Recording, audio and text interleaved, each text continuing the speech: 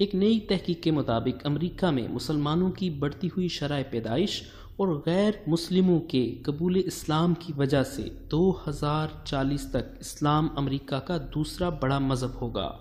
پی ای او research centre کی طرف سے پچھلے ہفتے شائع کردہ اعداد و شمار سے پتہ چلتا ہے کہ اسلام یہودیت جو اس وقت امریکہ کا دوسرا بڑا مذہب ہے کو پیچھے چھوڑ دے گا۔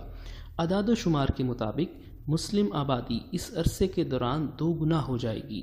اس وقت امریکہ میں مسلمانوں کی تعداد 3.45 ملین ہے جو کہ آبادی کا 1.1% ہے، جبکہ 2050 تک یہ آبادی 8.09 ملین ہو جائے گی جو کہ آبادی کا 2.1% ہوگا۔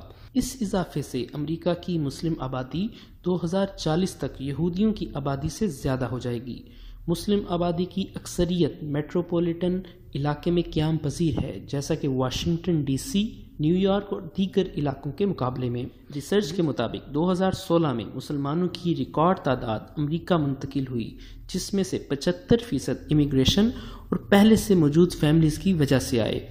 2020 تک امریکہ میں عیسائی آبادی کا تخمینہ تقریباً 252 ملین لگایا جا رہا ہے، جو کہ مسلم آبادی سے 10 گنا زیادہ ہے، جبکہ ڈونلڈ ٹرمپ کے امریکہ کا صدر منتخب ہونے کے بعد مسلمانوں کی پریشانیوں اور مسائل میں اضافہ ہوا ہے۔